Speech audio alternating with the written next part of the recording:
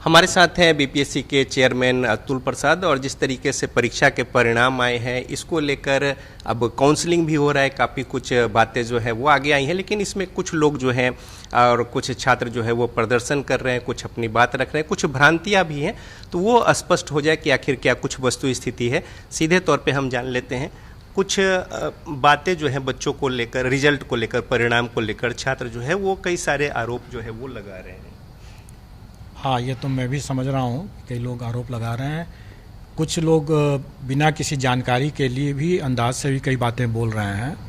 सब लोगों को ये समझना होगा कि ये जो चयन की प्रक्रिया है, इसमें हम लोग जो परीक्षा फल निकाले हैं वो सशर्त है, कंडीशनल है। ये हमारे चयन की प्रक्रिया का एक पार्ट है कि हम पहले मेरिट लिस्ट के हिसाब से अपना रिज़ल्ट निकालें, जो कंडीशनल है, और इसके बाद ये डॉक्यूमेंट वेरिफिकेशन होगा, जो कि चल रहा है। लोगों की यह शिकायत जैसे सुनने में आ रही है कि बहुत से फर्जी भी इसमें सम्मिलित हो गए हैं, तो इसी को तो बाहर करने के लिए डीवी चल रहा है। हम भी तो यही चाहते हैं कि जो फर्जी हैं वो बाहर हो जाएं, और इसीलिए वो डीवी चल रहा है। और डीवी के दौरान जो लोग गलत पाए जाएंगे वो उछड़ जाएंगे। हमारा काम ये था कि जो भी लोग अभ्यर्थी ने जो दावा किया, उस दावा के आधार पर हमने एक मेधा सूची बनाया। अब उस मेधा सूची के आधार पर उसका दावा कितना सही है, कितना गलत है, इसकी ही जांच अब चल रही है। स्वाभाविक है कि जो सही पाए जाएंगे उनका योगदान स्वीकृत हो जाएगा, जो नहीं सही पाए जाएंगे उनका नहीं योगदान स्वीकृत होगा। तो अब इस पर अगर किसी को कोई विवाद है, कहना है, कुछ शिकायतें जैसे आ रही हैं कि गलत सर्टिफिकेट होने के बावजूद भी, जैसे बीएड का सर्टिफिकेट होने के बावजूद भी प्राथमिक में आ गया, तो लोगों को ये नहीं भूलना चाहिए कि जो करीब 10,000 लोग ऐसे भी थे अभ्यर्थी जिन्होंने बीएड और डिप्लोमा दोनों कर रखा है। अब अगर किसी ने अगर गलत तरीके से अगर दावा कर दिया कि वो हमारा जो है बीएड है, डिप्लोमा है हम, और डिप्लोमा का सर्टिफिकेट उसका नहीं है, तो वो बाहर हो जाएगा। तो स्वाभाविक है कि ऐसे मामले जो होंगे वो छंटेंगे। और सर, इस पे जो कई सारी सवाल है, पहले भी उसमें था कि डॉक्यूमेंट वेरिफिकेशन पहले हो जाए, फिर और भी जगह यही होता है कि जब एग्ज़ाम हो जाते हैं नियुक्ति से पहले एक बार वेरिफिकेशन होता है, और काउंसलिंग और ये सब चीज़ें अभी चल भी रही हैं। तो आखिर समस्या इतने बड़े पैमाने पर किस तरीके से छात्रों का जो, देखिए, आप लोगों को स्मरण होगा कि 9th-10th का और 11th-12th का हमने डॉक्यूमेंट वेरिफिकेशन प्रारंभ कराया था। और ये भी स्मरण होगा कि उस समय शिक्षा विभाग के पदाधिकारी किसी और कारण से उसमें सम्मिलित नहीं हो पाए थे। जो हमारे डॉक्यूमेंट वेरिफिकेशन का जो एक्यूरेसी है वो उससे प्रभावित हुआ था। उस समय आपको स्मरण होगा कि कई ऐसे अभ्यर्थियों अपने बात बोले कि उनका पार्शियली वेरीफाइड माना गया, क्योंकि जबकि उनके पास सभी दस्तावेज थे। तो क्योंकि डॉक्यूमेंट वेरिफिकेशन बहुत ज़्यादा एक्यूरेट नहीं हो पाया था, फिर भी हम लोगों ने कई मामले को, जैसे उस समय लगभग 16,000 अभ्यर्थी जो थे वो एब्सेंट थे। 500 अभ्यर्थी ऐसे थे जिनका कि डॉक्यूमेंट असत्यापित हुआ, मतलब कि वेरीफाइड नहीं हुआ, गलत पाया गया। ऐसे जो भी मामले थे उनको हम लोगों ने यहाँ पर चेक किया, अपने पोर्टल से अपने आवेदन जो उन्होंने जमा किया था उसके साथ जो दस्तावेज जमा किया तो उसको चेक किया। उसमें से हम लोगों ने पाया कि कई ऐसे मामले हैं जो कि वाकई में गलत हैं, उनको छांट दिया। जैसे हम लोगों ने बड़ी संख्या में लोगों को यहाँ से छांटा भी है। पार्शियली वेरीफाइड में भी हम लोगों ने देखा कि कुछ मामले ऐसे हैं जो कि वाकई में जेन्युइन हैं, या उनको बेनिफिट ऑफ डाउट दिया जा सकता है। ऐसी परिस्थिति में चूंकि इतने बड़े पैमाने पर हो रहा है सब कुछ, इसलिए हम लोग डायरेक्टली डॉक्यूमेंट वेरिफिकेशन नहीं कर सकते हैं। हम लोगों को कहीं ना कहीं सरकार के पदाधिकारियों और शिक्षा विभाग के पदाधिकारियों की मदद ले करके ही इसको संभव हो सकता है, जो कि हम लोग कर रहे हैं। हम लोगों ने मेरिट लिस्ट के हिसाब से जो लोग सफल हुए उनका हम लोगों ने सशर्त रिजल्ट दिया। डॉक्यूमेंट वेरिफिकेशन में जो भी गलत पाए जाएंगे वो हट जाएंगे। हम लोगों ने तो ये भी कह रखा है कि भाई जो डॉक्यूमेंट वेरिफिकेशन में अगर गलत पाए जाते हैं और अगर वो कदाचार की श्रेणी में आता है, मैं आपको उदाहरण दे सकता हूँ। जैसे अगर कोई दिव्यांग अभ्यर्थी अगर दिव्यांगता के आधार पर उसने परीक्षा दिया है और कल को अगर वो इसमें डॉक्यूमेंट वेरिफिकेशन में पाया जाता है कि वो दिव्यांग नहीं है, तो अगर वो अपने मेरिट पर भी अगर वो आ जाते हैं तब भी हम उसको कदाचार की श्रेणी में मानेंगे। क्यों? और इसका हमने अपने उल्लेख नोटिस में भी कर रखा है। ऐसा इसलिए कि दिव्यांगता के कारण से उसे परीक्षा में करीब 40 मिनट एक्स्ट्रा मिला था, प्रति घंटा 20 मिनट एक्स्ट्रा मिलता है। तो उसने तो 40 मिनट एक्स्ट्रा मिल करके तब इसने वो मेरिट हासिल किया है, तो स्वाभाविक है कि उसने गलत किया है वो, तो उसको कदाचार की श्रेणी माना जाएगा और वैसे केस में उसको न केवल इस परीक्षा से बाहर किया जाएगा बल्कि आगामी परीक्षाओं से भी वंचित किया जाएगा। इसी तरह से अगर कोई अभ्यर्थी अगर गलत दावा करके अगर अपना देते हैं और बोलते हैं कि हमने तो डिप्लोमा कर रखा है और डॉक्यूमेंट वेरिफिकेशन में अगर वो डिप्लोमा नहीं मिलते हैं तो डॉक्यूमेंट वेरिफिकेशन में वो बाहर किए जाते हैं और उनको गलत बयानी के लेकर हम लोग उन पर कार्रवाई भी कर सकते हैं। उसी तरीके से अगर किसी ने अगर अपना STET का सर्टिफिकेट दिया है कि 2019 का और वो बिहार के बाहर के निवासी हैं, तो अब ये कहना कि चूंकि वो बिहार के बाहर के हैं इसलिए उनका STET का वो सर्टिफिकेट गलत हो गया, तो ये तो अनुसंधान का विषय है। अभी मैंने कुछ लोगों से बात करते हुए हम लोगों ने पूछा उससे, अभी कुछ शिकायत लेकर आए थे तो हमने पूछा भी कि जो जिसकी बारे में आप चर्चा कर रहे हैं, क्या 2019 में ये लिखा हुआ था कि बिहार के स्थायी निवासी होंगे कि बिहार के निवासी होना आवश्यक था?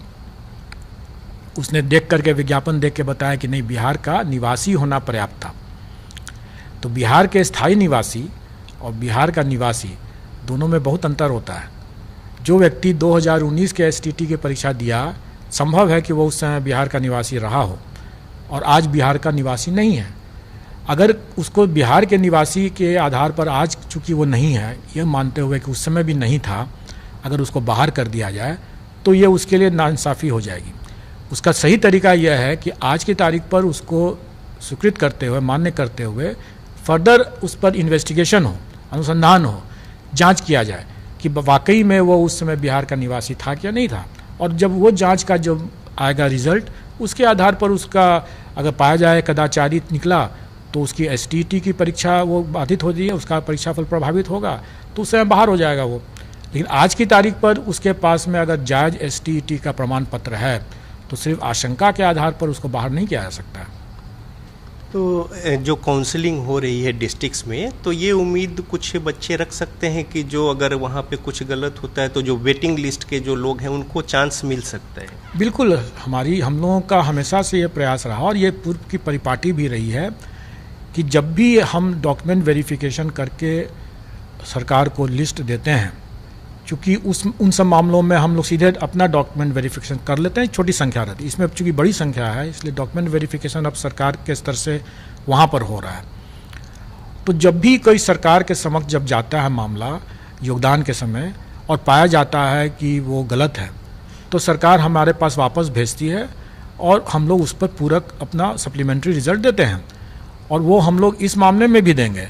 अभी हमारी शिक्षा विभाग के साथ वार्तालाप हो चुका है, उनका पत्र भी आ चुका है और हम लोग इस बारे में बहुत स्पष्ट हैं कि जो भी इसमें वैकेंसी क्रिएट होगा डॉक्यूमेंट वेरिफिकेशन के कारण से भी, जो ड्रॉप आउट्स होंगे या जो एक से अधिक जिनका परीक्षा फल मिला हुआ है उसमें भी जो कोई एक ही नौकरी करेंगे, तो जो भी वैकेंसी बचेगा वो सारी वैकेंसियों को जोड़ करके हम लोग उसका सप्लीमेंट्री रिजल्ट देंगे। और मैं यहाँ पर इस बात को भी और स्पष्ट कर देना चाहूँगा कि मान लेंगे सप्लीमेंट्री रिजल्ट हम लोग देते हैं 5-6 हज़ार 7 हज़ार जितने लोग निकलता है उतना देते हैं, तो उनका भी इसी प्रक्रिया के तहत DV होगा, डॉक्यूमेंट वेरिफिकेशन होगा। और अगर उसमें भी अगर फिर से कोई अगर गलत पाए जाएंगे तो वो छँटेंगे और छँटने के बाद जो मान लीजिए 400-500 फिर से वैकेंसी क्रिएट होगा तो हम फिर से सप्लीमेंट्री निकालेंगे। कहने का मतलब यह है कि ये प्रक्रिया सतत चलेगा जब तक कि हमें सही तरीके से डॉक्यूमेंट वेरिफिकेशन के बाद सही तरीके से सही लोग जब तक योगदान पूरा नहीं कर लेते हैं तब तक हम लोग सप्लीमेंट्री रिजल्ट निकाल करके उसको भरेंगे। एक छोटी सी और बातें हैं, जो कंप्यूटर साइंस के जो परिणाम थे उसमें कुछ जो देरी हुई थी, इसको लेकर जो अभ्यर्थी थे उनके मन में कई सवाल था। जब परिणाम आ गए तब वो कई सवाल खड़ा कर रहे हैं और कुछ लोग अभी BPSC के गेट के बाहर भी कुछ लोग हैं, बच्चे जो हैं वो अपनी बातों को लेकर या प्रदर्शन या तमाम बातें, तो वैसे बच्चों को थोड़ा जो भ्रांतियां हैं या फिर उनके मन में जो शंका है उसको थोड़ा अपनी ओर से दूर कर दें। एक तो कुछ लोग आए थे मेरे समक्ष और मैंने उनको क्लियर भी कर दिया और आप अभी देखेंगे कि बाहर में अब कोई अभ्यर्थी नहीं है। उनकी शंकाओं का समाधान हमने कर दिया। फिर भी आपके चैनल के माध्यम से मैं बताना चाहूँगा कि जो भी शंकाएं हैं सिर्फ इसी कारण से है कि अगर फर्जी का चयन नहीं होता तो उनका चयन हो सकता था, क्योंकि वो मेरिट में शायद नीचे है, थोड़ी से नीचे है, और उनका संभव था कि हो सकता था, और यही आशंका थी। तो वो चाहते हैं कि फर्जी अभ्यर्थी जो चयन हो गए हैं उनको बाहर कर दिया जाए। तो वही तो हम कर रहे हैं। आखिर डॉक्यूमेंट वेरिफिकेशन का प्रोसेस भी तो इसीलिए है ना कि जो फर्जी जो कर चुके हैं, जिन्होंने जो दावा किया, हम उस दावा के आधार पर हम लोगों ने किया और उसका मेरिट लिस्ट बनाया, और अब हम उसका सेकंड फेज में उसका डॉक्यूमेंट वेरिफिकेशन चल रहा है। जो फर्जी होंगे बाहर हो जाएंगे, और जब बाहर होंगे तो जो वैकेंसी होगा हम भरेंगे उसको पूरक से। बहुत धन्यवाद। तो बीपीएससी के चेयरमैन अतुल प्रसाद जो प्रतिबद्ध हैं कि एक साफ सुथरी जो छवि है बोर्ड की, और साथ ही साथ जो यहाँ पे एग्ज़ाम लिए गए हैं निष्पक्ष, और मेरिट लिस्ट जो है मेधा सूची उसी अनुसार तैयार की जा रही है। इसमें कुछ अगर कहीं से अड़चन आती है या फिर जो वेरिफिकेशन है उसमें कुछ कमियां खामियां होती हैं तो फिर उसे दरकिनार कर प्रतीक्षा सूची में जो बच्चे हैं उन्हें वो अवसर मिलेगा। लिहाजा किसी तरह की कोई भ्रांति की ज़रूरत नहीं है, और अतुल प्रसाद चेयरमैन बीपीएससी स्पष्ट कह रहे हैं कि बिल्कुल पारदर्शी तरीके से परीक्षा ली गई है, और जो पद्धति तय की गई थी उसके अनुसार सारा कुछ तयशुदा नियम के अनुसार हुआ है, और आगे भी बीपीएससी इस बात को लेकर प्रतिबद्ध है। कैमरामैन राजेश के साथ रजनीश, जी मीडिया, पटना।